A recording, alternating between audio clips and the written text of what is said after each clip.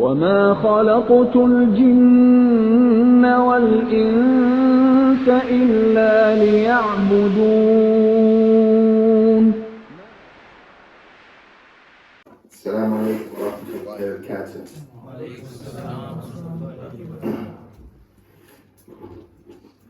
نعم، بسم الله والحمد لله وصلى الله وسلم وبارك على نبينا محمد وعلى آله وأصحابه أجمعين.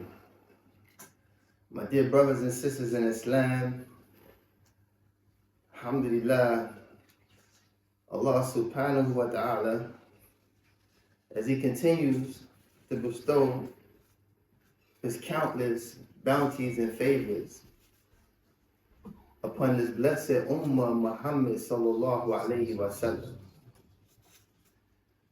it's important that we as believers put emphasis in establishing gratitude whenever the opportunity presents itself. So first and foremost, I'd like to thank the brothers for inviting me. But this is from the Sunnah Muhammad alayhi salatu wa salam, that he mentioned that if you do not thank the people, then you haven't thanking Allah.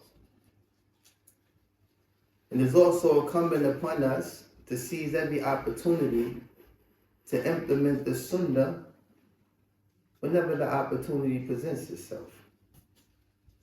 But this is something that is pleasing to Allah Azza wa Jalla.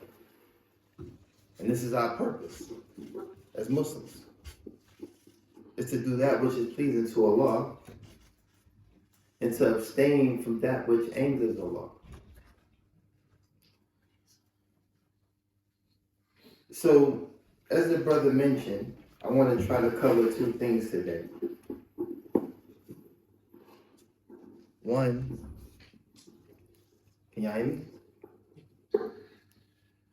Is my journey to Islam. This story that I mentioned on numerous occasions for many years is never to boast or brag about my previous life or to be boastful about the life that Allah subhanahu wa ta'ala guided me to. Only to show gratitude and only to remind the Muslims, whether you were born and raised Muslim, conceived and carried in the womb of a believer, or guided to this blessed deen from ignorance and darkness, the reminder is sufficient for all that believe in Allah in the last day, all that ascribe themselves to the Sunnah Muhammad sallallahu alayhi wa sallam. This reminder is solely for that purpose. So for those of you that know me, I'm just your brother Amir, and Alaysa Sheikh. Alhamdulillah, I know a lot of brothers say that out of respect, or maybe because of all of this white hair I got on my face. I accept it in stride, but I ask that you make dua for your brother, because I'm miskeen. I'm in dire need of Allah's mercy every day. And I pray every day that Allah make me better than the way you see me, that Allah make us all better. But formerly, I went by the name of Loon. I was an artist on Bad Boy Records. I was born and raised in the streets of New York.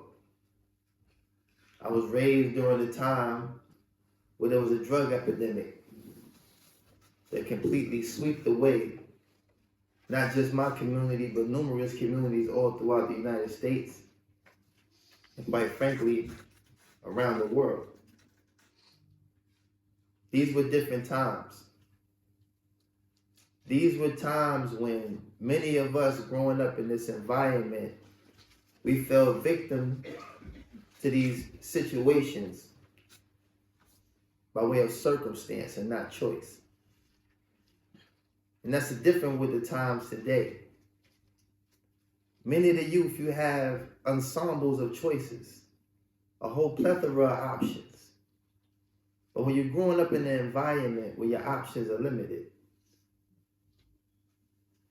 And ultimately you fall into a situation that's way more repetitive and consistent with the environment that you live in, then this becomes circumstantial and not choice.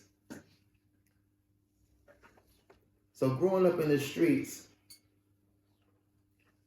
our options were very limited. It was either sports, entertainment, or the cliche, go to school, graduate, right? Choose a career, make mom and dad proud, or turn to the streets. So for myself, and I'm going to show you something. By show of hands, how many of you were born and raised Muslim? Alhamdulillah. Allahumma barik alaykum. How many of you, such as myself, was guided to Islam? MashaAllah. See, this ratio here is very consistent in my talks. But I do this to even the playing field, just so you know that no matter how we got here, we're here, right? We're brothers in Islam. Doesn't matter. This was Allah's plan. This is from the fadl of Allah. This is from the hikmah, the wisdom of Allah. That we all sitting here in this gathering today, right? As brothers in Islam, alhamdulillah. How many by show of hands was raised by both your parents? Alhamdulillah. Where I come from, y'all like superheroes. Abnormal. How many was raised by single parents? Allah reward them. Taking the responsibility of two parents. And how many such as myself was raised without no parents? And you see why we had to pull over for a minute. Just establish a few things. Because remember what I said, gratitude is something that I'm very, very adamant about. And the reason why I established this so it's transparent, so you can see it, you can feel it, and you can understand. That many of you, maybe 95, 96% of y'all, Allah has favored you. He's favored you with a security that only He could provide. And He extended that security by nurturing and cultivating you with both of your parents. I grew up in a community where some kids would have seen this just out of sheer jealousy and probably harmed you. Maybe even killed you. Because it's something that is opposite of the ratio that we have in this room today. You know, some of y'all might have been seen wiping your mom kisses off and acting like you don't want your dad kissing you on your head and walking you to school. You're embarrassed. Come on, Dad. But there's a kid standing across the street that will never get this treatment. You know, and his heart is constricted. Envy turns to jealousy. Jealousy turns to violence. This is something that I know very well. So inshallah, growing up in this environment, as I mentioned, options were limited. But for me, I found an escape. I found an escape in the music business. But didn't start with music. Because I wasn't inclined to the music business. I really didn't care for it, to be honest with you. I started by writing a diary. I used this diary to escape some of the harsh realities that I faced every day in the street. Because consulting your peers during my day with some of these issues was considered a deficiency. It's considered a weakness. It's considered, you know, lack of strength. But for my own sanity and my own mental stability, I had to find some way to get some of these things out. You know, I met my father at 33 years old. You know, he was a gangster, for real. You know, he went to jail for most of his life. Drug-related, murder. My mom, likewise, for a woman, she was known in Harlem as a gangster.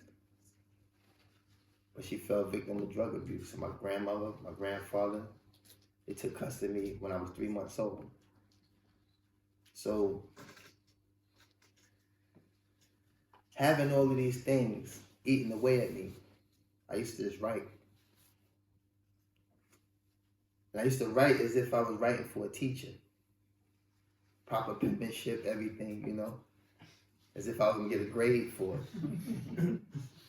Then I would write it over as if I was writing for a friend of mine that might be incarcerated. So I would use a lot of slang, a little bit more loose. Then I started to write it in rhyme. So these 3 steps became so therapeutic for me that the rhyme aspect became a means of escaping by altering certain things. Not fabricating, but altering. So it might be a situation where I actually took a loss in the street. Something, you know, related to something.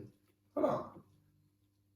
But with the rhyme aspect, I was able to change that narrative and come out victorious. Understand? And that gave me relief. Because talking to one of my peers, I wouldn't have got that. You know, I probably would have had to prepare myself for some alteration in our relationship because I exposed something that may show that I had some kind of weakness. So anyway, down the road, this transformed into me becoming an artist.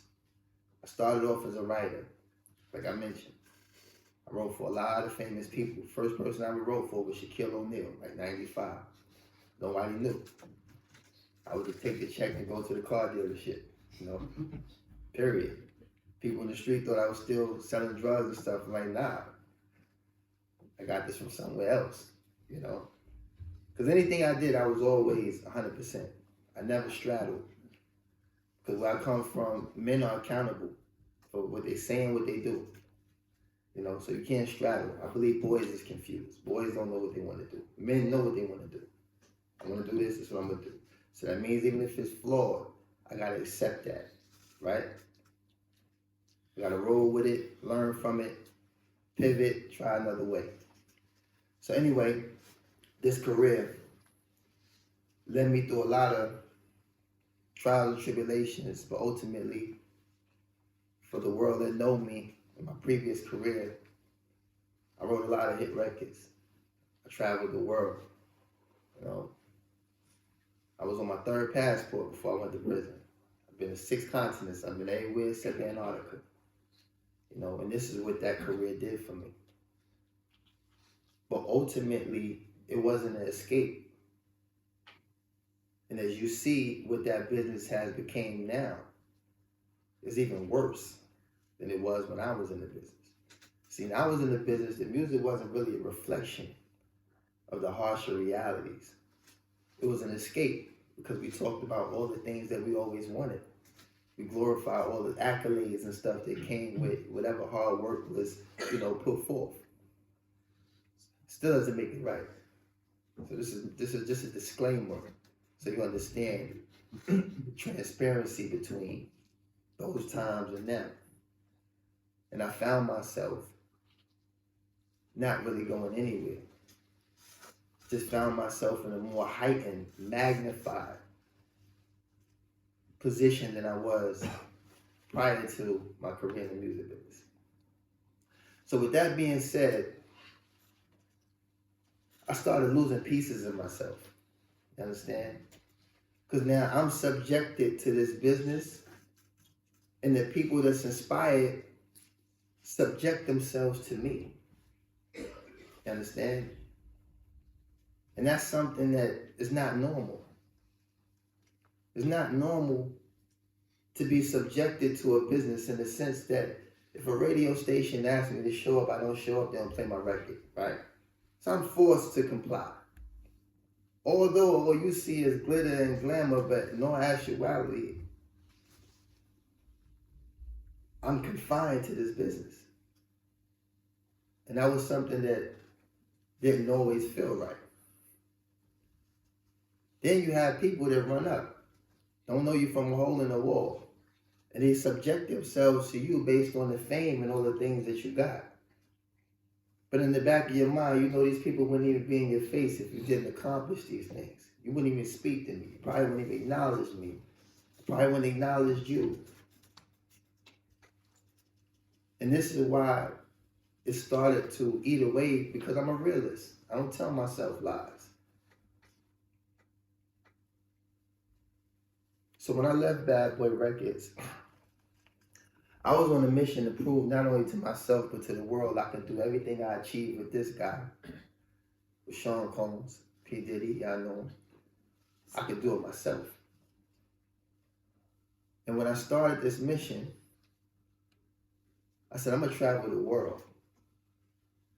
I'm gonna leave the United States where it is. I'm already known in my country. I'm gonna travel the world and spread my wings. But Allah had another plan. So how my journey to Islam started is when I visited a country called Senegal. I went there to do what rappers do though. I didn't go there as a Muslim. I went there because unfortunately, and even the lands that we hold in high regard, they have their share of fitna as well. But at the time, I didn't know how to differentiate from that. I was going there because I was invited to be who I was. So I did what I do. But when the smoke cleared, I went and visited a place called Goree Island, the first slave houses ever built in West Africa. And I took a tour of Goree Island, not with the guy that they appointed to be the tour guide. I didn't like him. You know, he had on this like white button-up shirt with this tie. He looked like, you know, he was about to take me on a tour of SeaWorld or something. I didn't think that, you know, I was going to get the full, you know, scope of what really took place here. But it just happened to be a guy standing there. Wallahi. I don't know why Allah put that man there, but he was just there. And I approached him. I said, you know about what happened right here? He said, yeah. You know, my family, we live right here. So where the slave houses was, all the residents for the captain and the crew was directly parallel. But now they became residents, and this became kind of a tourist attraction. So long story short, he told me, he said, look, 60 million slaves passed through here. He said, but 6 million never left the soil. He said they fought and they died. So in my mind, I'm young, I'm a rapper, I'm ignorant. I'm like, man, they must have been some real killers. He looked at me like I was crazy. He's like, nah, they were Muslims. I'm like, what you mean? He said the 6 million that fought and died, they died because they would not submit to no one other than Allah. Immediately, black nationalism just flew out of my system. And I say that to say because as African Americans in America, the only thing we have is our heritage. We lost a lot of things. Some of us can't even go back to our grandfathers. Alhamdulillah, it's another thing I want you to be grateful for, before I'm not trying to digress. But for those of you born Muslim, y'all probably know your great-great-great-grandfather, right? Some of y'all can go all the way back to your tribe. Y'all have this liberty. But us as African Americans, we didn't have that. So what we held on to was very little, but it was all we had. But after this man told me that 6 million people died for God, and all this time we fighting and killing and stabbing and shooting over the color of our skin, you mean to tell me these people died for God?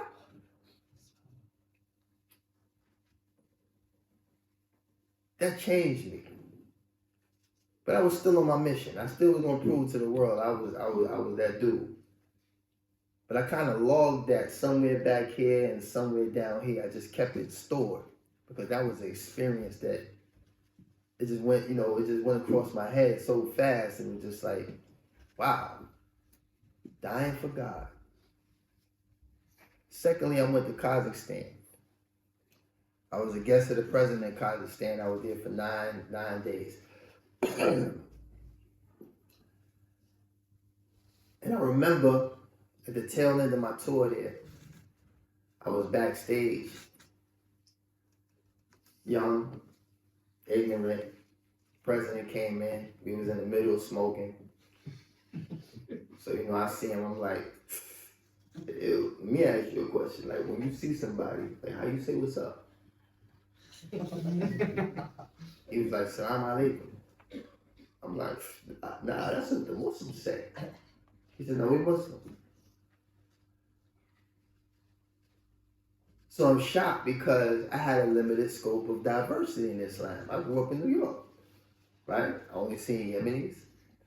They had all the little corner stores. all Pakistani brothers. Yeah, I had all the pharmacies. You know, then the West African brothers, they had all the taxi services. Simple, you know. People think New York is, you know, all over the place, but it's really simple. Like for us as New Yorkers, you know, you might come through and be looking at all the buildings, but we know what we got. And that's all I thought we had. That's what they kind of understand. Now there's Muslims that look like Yao Ming. You know, these guys are descendants of Mongolians. You know, they got Russian genetics, Oriental features. He just said, Salaam alaikum. I'm sitting there like, no, you were supposed to say something else. You're definitely supposed to say, oh, your twin song. But the man said, Salaam alaikum. And I said, wow. So now this is Allah showing me diversity, right? So I got stripped of black nationalism. Now I'm showing diversity.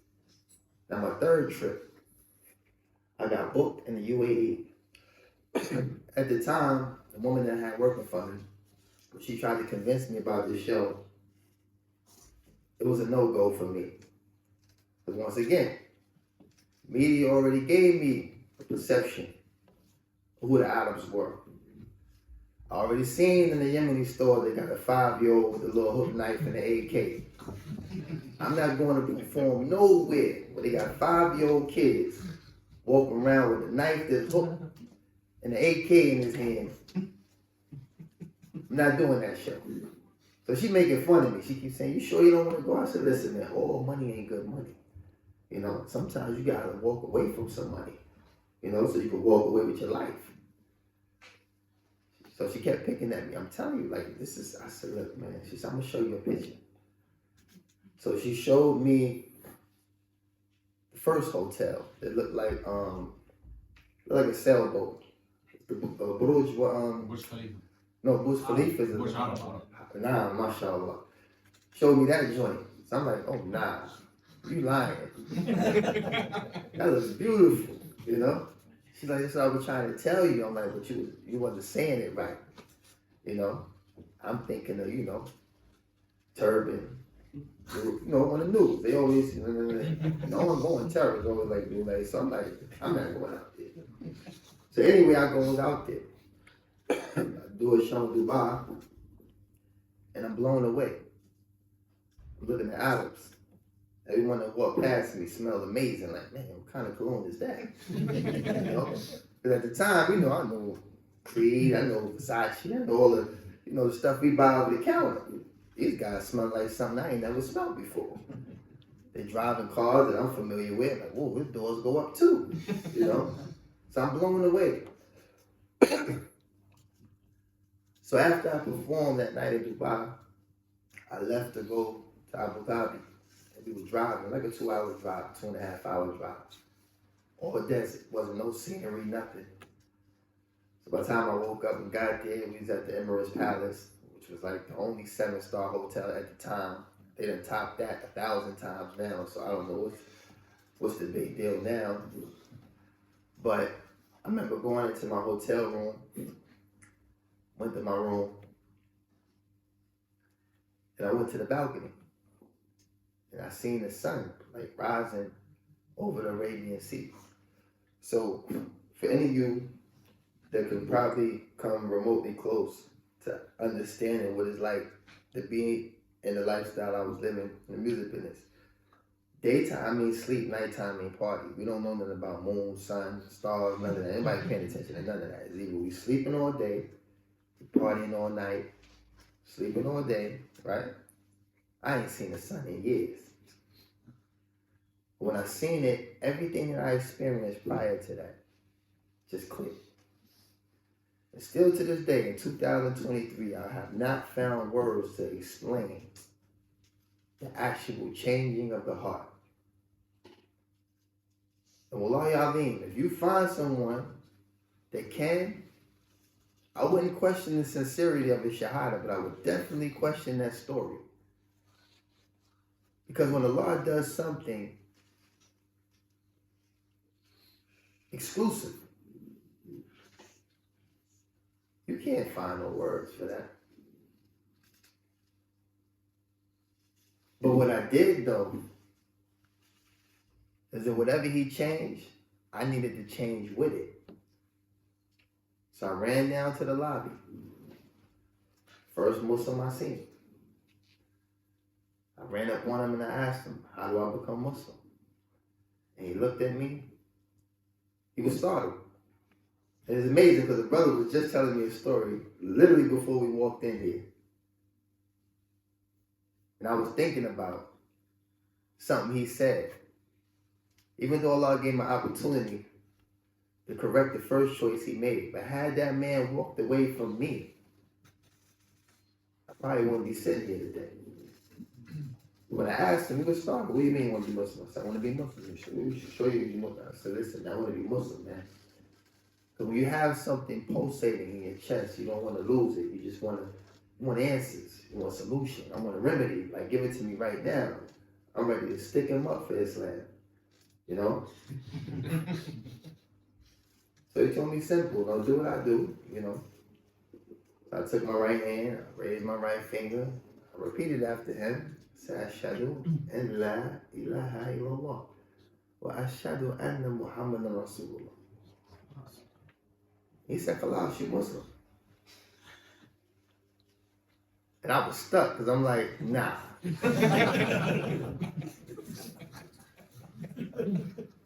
My grandparents got me, or my mother at 3 months. I've never known anything in my life to be that simple. Nothing's been simple. Before my recollection of life, during my recollection of life, everything I experienced, nothing has ever been that simple. When that man told me, Khalas, you Muslim, I questioned him, like, nah, you sure? He said, alhamdulillah, you Muslim. So I'm like, nah, bro. We definitely gotta go get shopping. You know, we gotta get the outfit. You know what I'm saying? We gotta go dip ourselves in the water. Like, we gotta do some other stuff. You know? No, alhamdulillah, you Muslim. So, all right, I'm Muslim. So the only thing came to my mind was to call the one brother I knew. It was a brother from Philly. I gotta stop saying his name because, you know, I want good for him. But he was the only brother I knew that had Islamic identity. And he was the only brother I knew that looked like me. Because instinctively, when you're trying to, you know, find some clarity, you go to something that's close to home, right? So he's the only person I knew. What I knew him for was selling guns. I didn't know him for nothing else. He had the beard, pants over his ankles, cool feet. And he was doing it legally though. It wasn't haram, you know. He gave me some spill. One time I was asking him, yo, hey, you supposed to be Muslim? I remember asking him one time, you know you Muslim? He said, yeah, man, times of war, you can sell arms, right? Well, let me see that soya, let me see, you know what I'm saying? I just, you know, that's what I knew him for. So when I called him, I was like, yo, salam alaikum. He's like, walaikum salam. He said, who this? I said, it's Loon. He said, yo, you Muslim? I said, yeah. He said, how you know? I said, I mean, I met this man. He told me to say what he, you know, said, and I said it. He told me I'm Muslim. He said, what he told you to say? I said, I don't know, whatever he said. That's what I said. Like, yo, man, when you come back to the States, come see me, man. You can take Shahada again. I said, all right, man. Got back to the States, took Shahada again. And the funny thing, the third time, when I went to sign up for Darasul Khas in Jamiat Al-Azhar in Egypt, before I could sign up, they made me go in a little room. They had this little vetting process, and I got a certificate that said I was Muslim. So technically, I'm more Muslim than all y'all. Technically, right? I took Shahada twice verbally, and I got a certificate that says I'm Muslim. So I'm probably about neck and neck to somebody who's born Muslim, right? Alhamdulillah.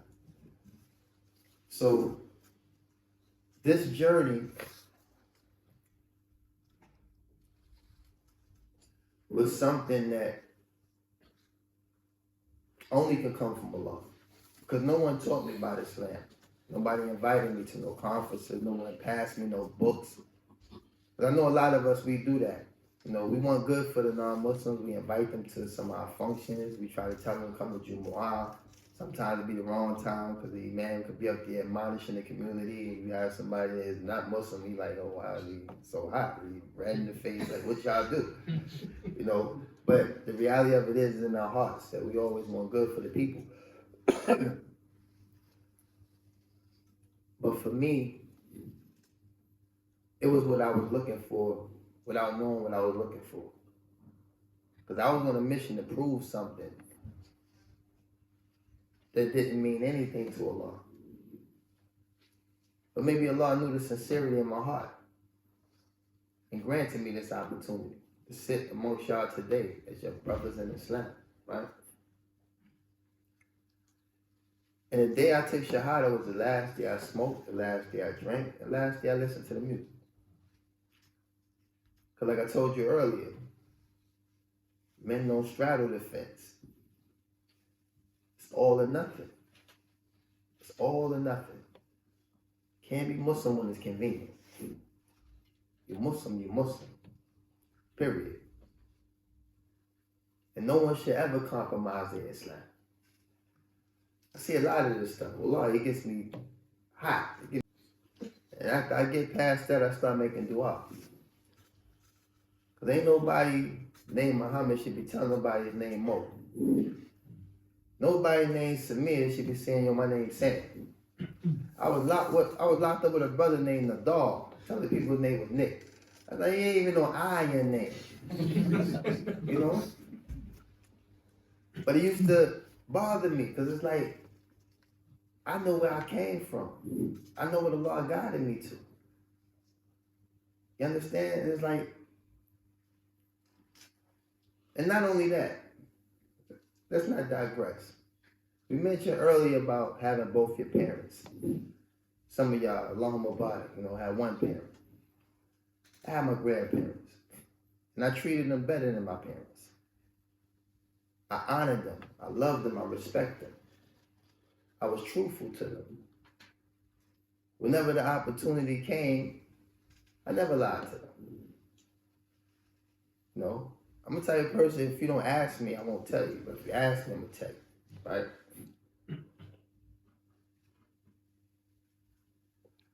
I remember I had 2 years left, I was in prison. My grandfather, he passed away. Rahimahullah, he was 96 years old. And when I first accepted Islam, he took his shahada. And he died. Never rejecting Islam. At 96 years old. When I came home from prison, my grandmother, she was fighting stage 4 cancer. I spent a lot of time with her. I was there 30 minutes before she returned to Allah. But prior to that, while she was in the hospital, she accepted Islam. At 91 years old, she died upon Islam. So the Prophet ﷺ mentioned that we will be resurrected with the ones we love. So it's important for us as Muslims to love what Allah loves. And hate what Allah hates. That'll put your emotions in check. You won't have to worry about, you know, being all over the place. If you love what Allah loves, you straight. You hate what Allah hates, you straight. Right? You do what's pleasing to Allah, you stay away from what Allah forbids. And Islam will choose your companions for you. If you practice Islam properly, it'll choose your companions for you. Now, when I was in prison, I used to play basketball, and every time Salat come in, I walk right off the court. I didn't even tell nobody. No courtesy, no nothing. Like, yo, where you going? You know where I'm going. I gotta pray.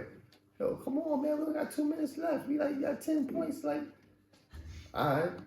Now go pray. I did this a couple times. You know what happened? They stopped picking me to play. Right? So Islam will make your friends for you. You ain't got to bust your brain trying to figure out who cool. Because if you practice Islam properly, people either going to be drawn to you or they're going to get from around you. It's that simple. So you ain't got to change your name. You ain't got to alter your appearance. You ain't got to do none of that. Because I guarantee you, even those people that do that, let something come up, newsflash, like they gonna be looking right at you. And all this time you've been trying to be Samir and Sam and Mo. Let something come across the screen. You're gonna be Muslim. Whether you've been trying not to be or not. That's the reality. Understand? We supposed to be the best of the people for the people. So our example should never be something that's compromised. Because Allah gave us everything. Everything. And we already count off some of the things that He gave y'all. He gave you Islam from birth. He gave you both your parents. He gave you life. You're still waking up. You still can see. You still can walk. You still worship Allah. No problem. Sometimes we in the masjid, we see some of our elders, 70 years old. They going to sujood faster than some of the young guys. Alhamdulillah. So we have something beautiful here, Kwan. And we shouldn't trade it for nothing. This is why I tell you this story as a reminder for myself every time. You know, it refuels my tank. And hopefully, inshallah, it does the same for you.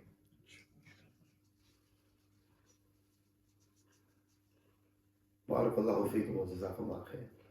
Assalamu alaikum wa rahmatullahi wa barakatuh. Now, inshallah, brother said he wanted to do Q&A. Before we do that, I want to do something special. I kind of started this a little bit while I was in the office with a couple of young brothers that's present as well. I ain't gonna expose them because if I do it, it'll seem like they're cheating when I'm about to do what I'm about to do. So I mentioned to the brothers when we was in the office about us ascribing ourselves to the Sunnah. Something that many of us do loosely. Some of us think it's an inheritance because my parents were Sunni, I'm Sunni. I follow the Sunnah. I'm from the people of the Sunnah. Alhamdulillah. Right? Is it correct Islam? Follow the Quran, the Sunnah, and the most virtuous generation of the Muslims who walk this planet. But they the ones that convey this religion to us. Not Sheikh Fulan, the companions. So with the subscription, I'm about to check your temperature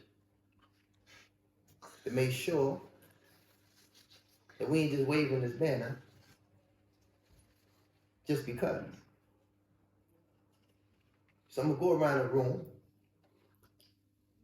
and I want you to name 10 companions.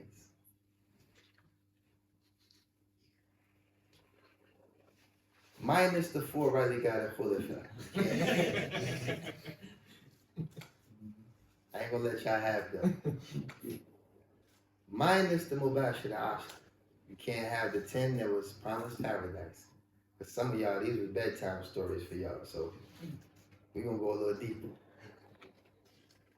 And now y'all can loosen up too, because I don't mean one guy gotta tell me 10, because I see everybody just kind of locked up. People stop breathing. He's looking at his bed like, somebody probably Googling right now.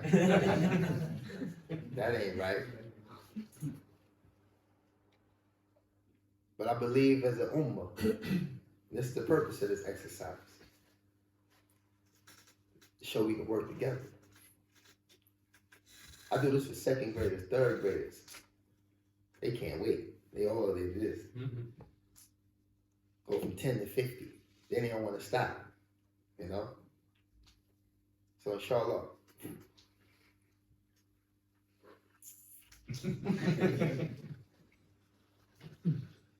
You look at the most stressed. I'm gonna start with you. Ain't one campaign. He looking like this gonna be 100 against you, Dad. Like, I don't know what's on you. Yeah, I see what's going on. But save them, man. They gotta stand before Allah. You know, save them, inshallah. Name one of the Sahabi yet. Huh? Sure you can. You don't know none of the mothers of the believers? Just because you're a man don't mean you can't name a female companion. Aisha. MashaAllah. There you go. Come on, bro. That wasn't hard. Who could tell me something about Aisha? Radiallahu anha. Go ahead. The Prophet's daughter. Who? Wait. That's okay. Could be so. Yeah, you'll get married soon. It's all right. I got it. You avoiding the whole thing. You don't even want to say the word right. You're like, I'm about to do it. Inshallah. Allahumma barik. Somebody else. Ka'b ibn Malik. Ka'b ibn Malik. MashaAllah. Salman al-Farsi. Salman al-Farsi. MashaAllah. Khalid ibn Walid. Khalid ibn Walid. See, I know the warriors will jump out. Somebody will say Khalid ibn Walid. Chest out too, right? Alhamdulillah. Tell me something about Khalid ibn Walid. What was his kunya? What was his kunya?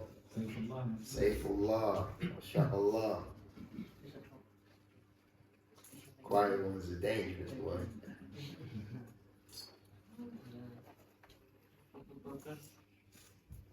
Ooh, can't have Abu Bakr. He's over here with me. Can't have Abu Bakr. He's off the table. I'm gonna come back to you.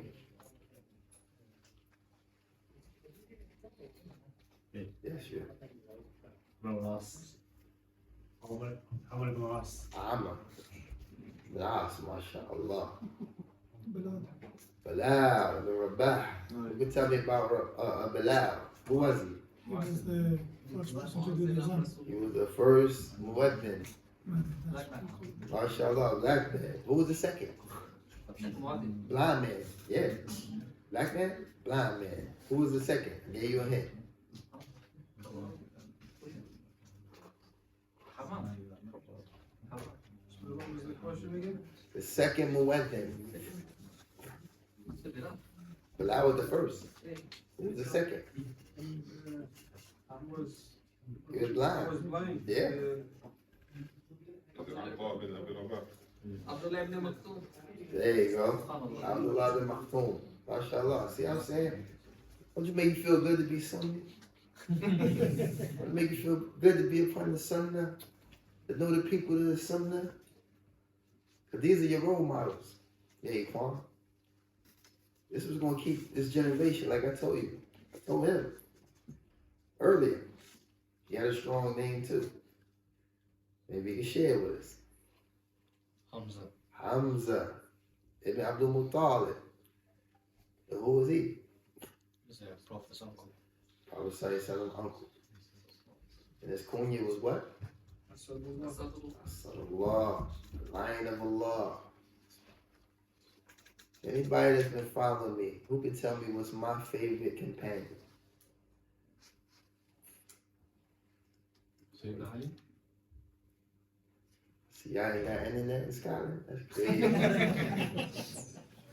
My favorite companion is Musab ibn Umayyah. Anybody know why? I'm going to show you how they utilize the people of the Sunnah. Musab ibn Umayyah was the flower of Mecca. He was the flyest kid in Mecca. They got narrations, authentic, sahih, that his sandals was imported from Yemen. MashaAllah. Y'all talking about your little stuff from Paris. I got this jacket from Italy. 1400 years ago, you lived in Mecca and the sandals come from Yemen. Ain't nothing flyer than that, right? Musab ibn Umayyah,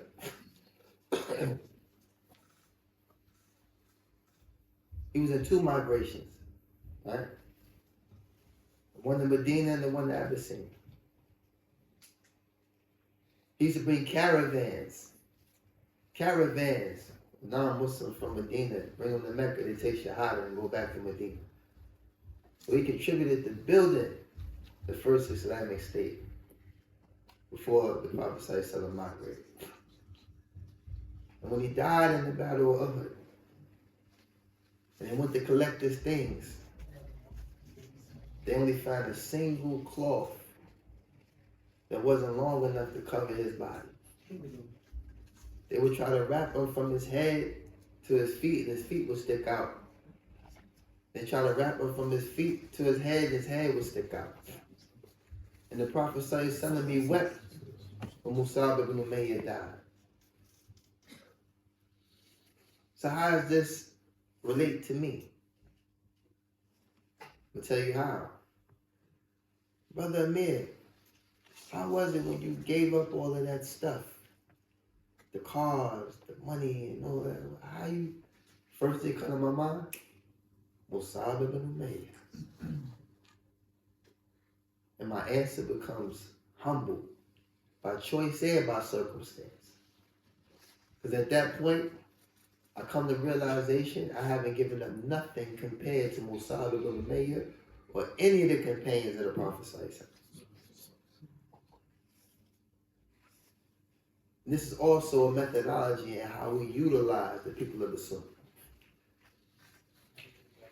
Find you a companion that you can relate to.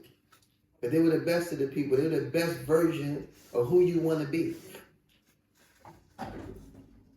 Some of us think we have that zeal as a warrior. So we love Umar ibn Khattab.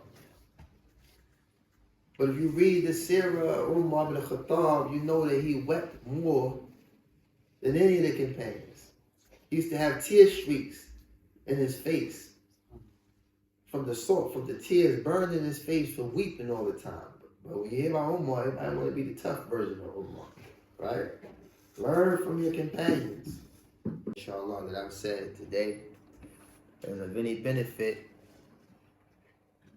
comes solely from Allah Azza wa Jalla. And if there's anything that I've said that's incorrect, comes from myself, my lack of knowledge, my deficiency as a human being, and the whispers of the shaitan, wa'iyadu billah. My dear brothers and sisters in Islam, hopefully you walk away tonight understanding that amidst all of the things that take place in this dunya, Allah has still favored us in ways that we can't count. And it's important, imperative, that we imitate the best of the people and not the rest of the people. Because we're supposed to be the best of the people for the people. You understand? Our example is so impactful, but we allow false narratives, propagation, all these things to tour us from our obligation to enjoying what's good and forbid what's evil.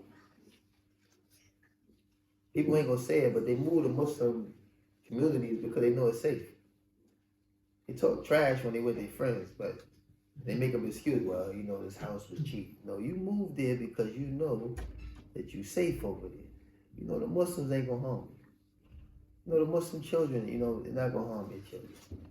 You know that the Muslims is clean. They know these things. And we all have an obligation to implement this stuff.